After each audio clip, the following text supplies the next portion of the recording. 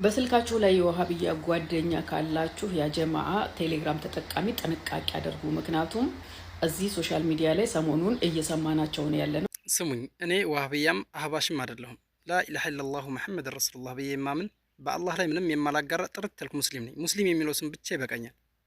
ይቺ ሴትዮ ግን ምንም የማትመቸኝ ሱብሃንአላህ። ቢስሚላሂ ረህማን ረሂም። አንቺን ብርጋላገሽ እንጂ አንቺ ሶስተኛው የዓለም ጦርነት ቢነሳ ለሷ የዋሃብያ እጅ አለበት። ወጥ እየሰራች ወጡ ላይ ጨው ቢበዛበት፣ እንጀራ የጋገረች እንጀራው ቢያርባት ለሷ የዋሃብያ እጅ አለበት። ኢስራፊል ዓለምን ለመገልበጥ ራሱ ጥሩምባ ቢነፋ የውመል ቂያማ ደርሶ ነው ሳይሆን የዋሃብያ ሴራ ነው የምትል ሁሉ ነው የሚመስለኝ። ሱብሃንአላህ። ዋሃብያ ያመጣው መዘዝ ለሀገር እየተረፈ ነው። ትላንትና ዋሃብያ ጓደኛ ያላችሁ ተጠንቀቁ፣ እዚህ ሚዲያ ላይ ሲያወሩ ሰምቻለሁኝና ቴሌግራም ሰውን ጉድ እያደረገ ነው ባልኩት አንዳንድ በራስ መተማመን የሌላቸው ራሳቸውን ደብቀው ቪዲዮ የሚሰሩ ሰዎች አሉ። ይቺ ሴትዮ ወጥ ቢያርባት ራሱ ቲክቶክ ላይ ውሃብያ ስትል እንጀራውን ራስታው ቢያርባት ራሱ ለባሏ የምትለው ማለት ነው አይ ውሃብያ ነው ያሳረረብኝ የምትለው ይመስለኛል ማለት ነው። አህባሾችና ጴንጤዎች በጣም ውሸታም እንደሆናችሁ አንድ ቪዲዮ ተመልክተን እንመጣለን። እናንተ እንደውም በጣም በውሸት ያመሳስላችኋል ማለት ነው። እኔ ስሜ በሽር ነው። ያው በሽር ነው እንግዲህ ቁርአን አሊፍ ባታ ሳጅም እያልኩ ከማስተምርበት ነው እግዚአብሔር ያመጣኝ። 3 4 ጊዜ ቸርችን ማፈርስ ወጣት አስተባባሪ ነበርኩኝ፣ አስተማሪ ነበርኩኝ። መስጊድ ውስጥ ወጣቶችን አስተባብሬ ኮንፈረንስ ያዘጋጁ አንድ ቸርች ነው ያለው። እሱን ቸርች 3 4 አፍርሰናል በእኔ ምክንያት። ምን እያደረግን አንድ እንትን መፈክር አለን። ያ ኢላሃ ኢላላህ ያ ኢላሃ ኢላላህ ጴንጤኒስ ተካ ተካ ኢትቡሲ በካካ ያ ኢላሃ ኢላላህ እያል ምን ማለት ነው? አላህ ወይ ጴንጤዎች አንዳንድ ናቸው መብረቅ ጨምርባቸው እያል ምን ማሳድር ሰው ነበርኩ። እግዚአብሔር እዚህ ጋር ይዞኝ ነው ያመጣኝ። ኢየሱስ ጌታ ነው። እዚህ ቆመን ስንዘምር አይቅለልባችሁ፣ ኢየሱስ ያድናል። ያለፍነው የመጣንበት መንገድ በጣም ብዙ ስለሆነ ነው። ኢየሱስ ያድናል።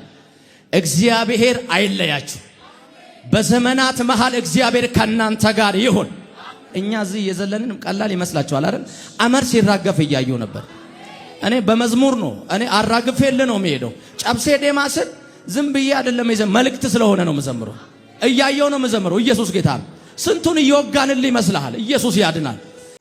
እንደ ውሸታሙ በሽርዬ ማለት ነው። በእናትህ ይችንም ማህባሽ ጭንጫታ ሙሰድልን፣ እውነት ውሰድልን። አንፈልጋትም። በቃ ጧት ማታ ዋሃብያ ከምትልብን እዛው እዩ ጭፋ ጋር ሄዳ ትጨፍር። ውሰድልን ነው የምልህ በሽር። እውነት በሽርዬ ውለታህን እንከፍልሃለን። ብር ነው የምትፈልገው፣ ተገዝተህ ነው እዛ እንከፍልሃለን በቃ። እና ደግሞ ሲቀጥል በተመሳሳይ ምርት ማለት በተመሳሳይ ኡስታዝነት ተሸወዱ። አሁን ላይ ነገሩ ከባድ ሆኗል። እነዚህ ቁርአንዮች የሚባሉት ትክክለኛ እስልምናን እያስተማሩ መስለው ሰውን እየሰረሰሩ ይገኛሉ። ራሳችሁን አደጋ ላይ ሳትገኙ በፊት ይህንን አዳምጣችሁ ልትጠነቀቁ ይገባል። እኔ ራሱ እየሰማሁት ነበር። በኋላ ላይ ሌላ ነገር ሲያመጣ ነው እንደገና የገባኝ ማለት ነውና እንስማውና ቪዲዮውን ማማር ያለባችሁን ተማራላችሁ። ቪዲዮውን እስከመጨረሻው ተከታተሉ፣ ላይክ አድርጉት። ይህ ሰው መርዙን በመርጨት ላይ ይገኛል። ሙሉ ለሙሉ የረሱልን ሐዲስ ሰሒህ ቢሆንም አልቀበልም እያለ ነው። እንደዚሁም ሰላትን በተመለከተ ከይፍያው ቁርአን ላይ ስላልመጣ በራሴ መንገድ ነው ሰላትን የምሰግደው ወይ ሰላትን በራሴ መንገድ ነው የምረዳው እያለ እየዘባረቀ ይገኛል።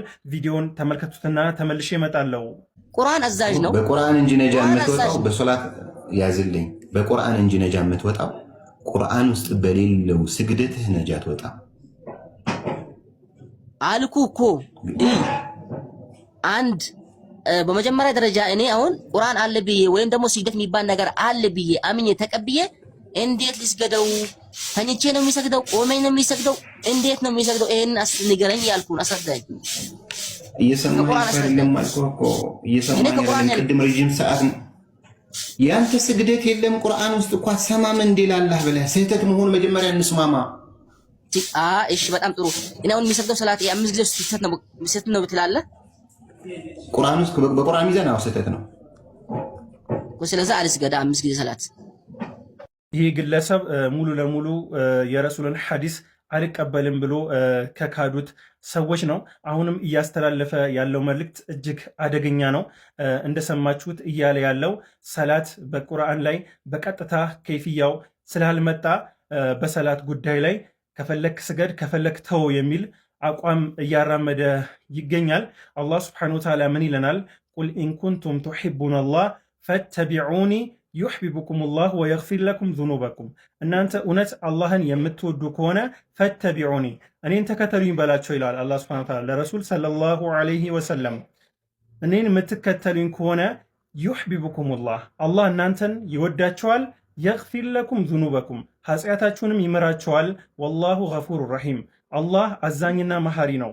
አላህ ወንጀሉን አንድ ሰው ሊምረው የሚችለው የአላህን ውዴታ ሊያገኝ የሚችለው ኢትባዕ ረሱልን መከተል ሲችል ነው። የረሱልን ሰለላሁ ዐለይሂ ወሰለም ሰሒህ የሆኑና ከሰሓቦች የመጡ ሐዲሶችን ከነ አቡ ሁረይራ እንደዚሁም ከነ ኢብኑ አባስ ከነ አይሻና ከሌሎች ሰሓቦች የመጡ ሰሒህ ሰነድ ያላቸውን ሐዲሶች አልቀበልም ማለት ቀጥታ ከዲን የሚያወጣ ተግባር ነው። አላህ ምን አለ ቀጥሎ? ቁል አጢዑ ላህ ወረሱል ፈኢን ተወለው ፈኢነላህ ላ ዩሒቡል ካፊሪን አላህና መልእክተኛውን ታዘዙ፣ ይህን አናደርግም ካላችሁ አላህ ከሃዲዎችን አይወድም። አንድ ሰው ቀጥታ በሐዲስ በረሱል ሰለላሁ ዐለይሂ ወሰለም ንግግር የሚክድ ከሆነ ከእስልምና የሚያወጣ ነው። በዛ ላይ ደግሞ ይሄ ኩፍሩል አስገር ሳይሆን ኩፍሩል አክበር ወደ ትልቁ ክህደት ውስጥ የሚከት አደገኛ መንገድ ነው እና እነኚህ ሰዎች እያራመዱት ያለው አቋም በጣም ዘገናኝና ጥፋት የሆነ ነው። በዚህ ጉዳይ ላይ እስከ ዛሬ ቪዲዮ ሰርቼ አላቅም። እንደዚህ አይነት አቋም ያላቸው ሰዎች እንዳሉ ባቅም እርግጥ በእኔ ቀድር ስለዚህ ጉዳይ ማውራት ራሱ በጣም የሚከብድ ነው። ምክንያቱም ይሄ መስአላ ቀጥታ ወደ ኩፍር ውስጥ አንደርድሮ የሚከት ነውና ይህንን መንገድ እየተከተሉ ያሉ ሰዎች ራሳቸውን ከማበላሸት አልፈው ይህንን መርዛቸውን ወደ ሌሎች እየረጩ ይገኛሉና በዚህ ጉዳይ ዑለሞች ጠንከር ያለ እርምጃ ሊወስዱ ይገባል። እንደዚሁም እንደዚህ አይነት ሰዎች ይሄ እንደ ሀሳብ ነፃነት ሊታይ አይገባም። ይሄ ጥሜት ነው፣ ግልጽ የሆነ ጥሜት ነው። ራሳቸው ላይ ያደረጉት ጥሜት አንሷቸው ቀጥታ ሌሎችም ሰዎች በዚህ ጉዳይ ላይ እያነሳሱ ይገኛልና እነኝህን ሰዎች በቀጥታ መጋፈጥ ያለብን ጊዜ ላይ የደረሰን ይመስለኛል። ቪዲዮን ሼር። እሺ ወደ ቀጣይ ቪዲዮ እንሄዳለን። ሰው በዚህ እድሜው ይዋሻል፣ በዚህ እድሜው ይዋሻል። ይችን ትልቅ ሴትዮ ክርስቲያን ነዎትና እንስማዎት የሚሉትን ጉድ ማለት ነው። ውይ በዚህ ልክ ሰው በዚህ እድሜም እኮ ይገድባል። ገንዘብ እንስጥሽ፣ ሱቅ እንክፈትልሽ፣ ኮምፒውተር ቤት ካፈለግሽ ወደ ካናዳም ልውሰድሽ የሚሉኝ ሰዎች አሉ። ምናልባት በእንደዚህ አይነት ጥቅም ነው ወይ አንተ ከቤትህ እምነትህ ልትንሸራተት የቻልከው? ስፔሻሊ ደግሞ ዲያቆን ነህ አንተ፣ ብዙ ምስጢራትን ያየነህ እና ከዚህ ምስጢራት ሊያወጣህ የቻለው በምን ብትወሰድ ነው የሚለው ነው የኔ ጥያቄ። ከቻልክ መልስልኝ፣ ካልቻልክ ዋጠው እልሃለሁ። ምክንያቱም እኔም እየደረሰብኝ ስለሆነ ነው። ቀድቼ የሚያስቀመጡት ክውት አለ፣ ላሰማችሁ እችላለሁ።